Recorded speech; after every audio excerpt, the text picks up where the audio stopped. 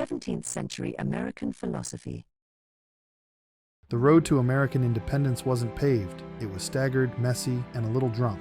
Think of it as a cocktail of righteous idealism, moral contradiction, and the occasional authoritarian hangover. Picture John Winthrop, Roger Williams, and their Puritan pals at a colonial tavern, each ordering a different version of liberty. One shaken, one stirred, one left unfinished after a fight about who picks up the tab. Let's belly up to the bar and take this philosophical pub crawl. First round, Nathaniel Ward's Massachusetts Body of Liberties, 1641. Imagine drafting one of the earliest legal codes in the colonies, complete with due process, property rights, and protections against unchecked power. Revolutionary stuff. Monarchs would have choked on their crumpets. And yet, tucked inside is Passage 91, casually giving legal permission for slavery. It's like baking the perfect constitutional cake and then icing it with rat poison. Ward's document is the ultimate paradox, a bold declaration of freedom with an asterisk. It's the red flag factory. The catch? Liberty isn't liberty when it's doled out like government cheese, with some folks told to wait in the alley. Next drink. John Winthrop, the guy who climbed the Puritan soapbox and declared the colony a city upon a hill. It's a line still quoted by politicians, hoping no one reads the full sermon, because the endings got more warnings than a pack of unfiltered cigarettes. Winthrop's idea of civil liberty was less about individual rights and more about moral obedience. Freedom, but only if you color inside the lines. He wanted a society of virtuous robots, God-fearing, neighbor-loving, and mostly allergic to dissent, but credit where it's due.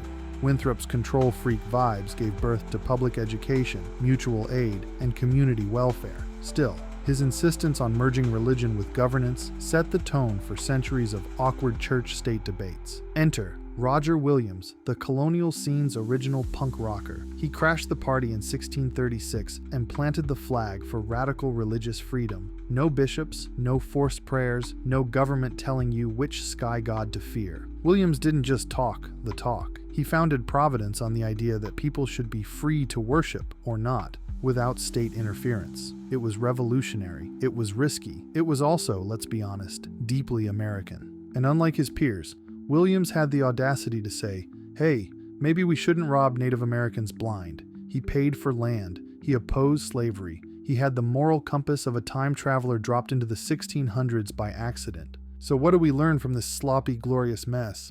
Early America wasn't a clean blueprint. It was a mixtape. Winthrop's civic choir harmonizing with Williams' anti-authoritarian solo and Ward's legal sludge playing underneath it all like bass distortion. The constant tension between individual liberty and social control still echoing in today's debates over masks, mandates, TikTok bans, and who gets to define freedom.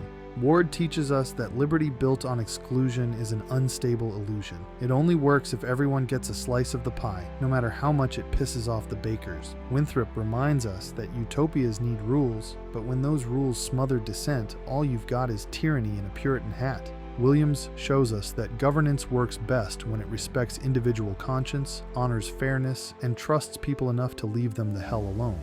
History isn't tidy. It's not supposed to be. These colonial contradictions aren't footnotes. They're the main event. The trick is to face them with clear eyes and zero romanticism. So here's to the misfits, the moral hypocrites, the righteous rebels, and the over-caffeinated preachers. They didn't get it all right, but they set the stage for a fight worth having. You've been listening to a portion of the RPTM Podcast. We hope we made you laugh, but more importantly, we hope we made you cry.